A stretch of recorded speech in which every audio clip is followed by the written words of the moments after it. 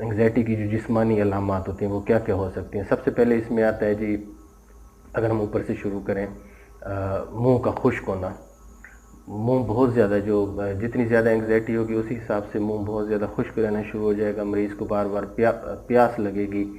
اچھا، اس کے بعد دوسری علامتوں کی طرف آ جائیں تو اس میں یہ ہوگا کہ مریض کوئی چیز اگر کھانے کی کوشش کرے گا، سوالو کرنے کی کوشش کرے گا تو مریض کو لگے گا کہ اٹک جاتی ہے گلے میں، نیچے نہیں جاتی، خوراک کی نالی میں نہیں جاتی. اب دیکھیں ان علامات کی جو جسمانی ایسے جو میڈیکل ڈس آرڈر ہیں جس کی وجہ سے یہ علامات ہو سکتے ہیں تو وہ بہت ہی ٹیریفک ہیں، بڑے مریض کے لیے بڑے حیران کن ہوتے، پریشان کن ہوتے ہیں. مثال کے طور پر ڈریم ماؤتھ سے مریض یہ ایک انٹرپریٹ کر سکتا ہے کہ ہو سکتا ہے اسے شوگر ہو.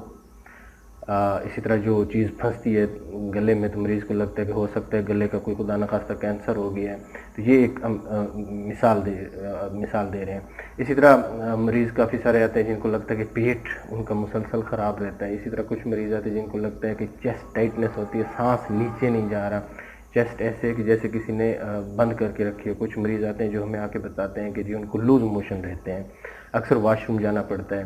اچھا، اس طرح کچھ سانس لینے کے مسائل ہوتے ہیں. کچھ مریض آ جاتے ہیں جن کو لگتا ہے کہ دل جیسے باہر نکلتا، دل کی دھڑکن ان کو واضح محسوس ہو رہی تھی، جب وہ ہاتھ رکھتے ہیں تو ان کو پتہ لگتا ہے کہ جی دل کی دھڑکن بہت زیادہ تیز ہے. کچھ مریض آتے ہیں جو کہتے ہیں کہ جی ڈاکٹر صاحب ہم جب محسوس کرتے ہیں اپنی نبض یا پلس دیکھتے ہیں تو ہمیں لگتا ہے کہ ہماری جو ہارٹ کی بیٹس ہیں نا وہ مس ہو رہی ہیں، یعنی ہارٹ پراپرلی طریقے سے جو ہے نا وہ نہیں دھڑک رہا. اب دیکھیں ان علامات کی مریض کے لیے جس کو یہ نہیں پتہ کہ اس کی پوری پیتھو فزیالوجی کیا ہے، یہ کس بنیاد پہ یہ علامات آ رہی ہوتی ہیں، تو وہ کتنی ایک پریشان کن اور اس کے لیے ایک حیران کن علامات ہوتی ہیں. اس پہ اس کا بیماری، ان علامات پہ ایک بیماری کا لیبل اپنے اوپر تھوپنا کتنا مریض کے لیے آسان ہو جاتا ہے، اور یہی وہ چیز ہے جو کہ آگے چل کے ایک پورے ڈس آرڈر کے طور پہ آ جاتی ہے.